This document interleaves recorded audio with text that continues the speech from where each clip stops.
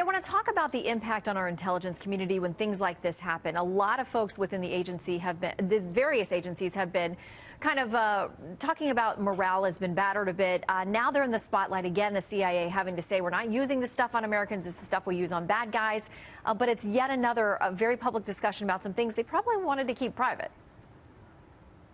Well, it certainly is, but there are some things that we need to know about as American citizens, particularly if it potentially violates every constitutional right that Americans have.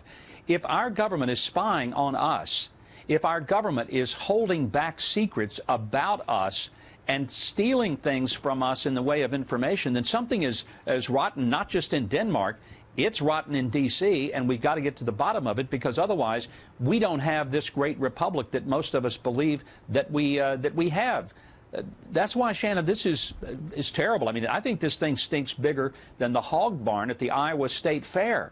And even when Michael Hayden talks, he doesn't say that the Russians did it. He says, I think they might have. Here's what we do know. There was information being shared by the Obama administration to the Clinton campaign. Robbie Mook said that on Tuesday on Fox and Friends. And what that tells us is that information that the government was collecting was being given to the private citizen Hillary Clinton and to a political campaign on the Democratic side. That ought to be looked into and investigated. I think what we're going to ultimately find out, Donald Trump will be vindicated, and the Obama administration will be vilified when the facts come out. Well, there are a number of investigations, as you know, going on Capitol Hill. There were some letters that went out yesterday asking for additional things regarding potentially wiretapping, sharing information during campaigns, that kind of thing. So we're going to hopefully get the answers on all those things. I also want to talk about FBI Director Jim Comey, because he is now in the middle of all of these conversations as they go on. There's a piece that Michael Goodwin wrote in the New York Post, and he says that Comey is a master at leaking information, at making inferences and implications when it works for him to his advantage. Here's part of what he said.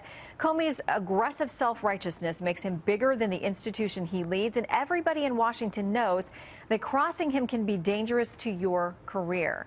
What do you make of that? Well, I make of it that Michael Goodwin is right. James Comey has assumed a position that no FBI director should assume. We saw what happened when a heavy-handed FBI director, J. Edgar Hoover, used what he knew to pressure politicians to get what he wanted. That's dangerous, Shannon. This is not how our country works. This is how other countries work that are totalitarian governments. And if James Comey is going to play both sides and play politics and use his position and information he has to leverage it for power, then I think it's time for him to go. Well, here's what he said yesterday about whether he's going to stay or go. He was speaking and touched on that. You're stuck with me for about another 6.5 years, and so I'd love to be invited back again. You can ask me about anything. I'm very slippery. I'll avoid talking about things I don't want to talk about. All right, Governor, we're almost out of time, but he says he's not going anywhere. Yeah, he said he was very slippery. On that, I would have to agree that he certainly has been. I think something has happened to James Comey from the person that a lot of people knew. It's unfortunate, but I think it's time for him to go. I don't care what he says.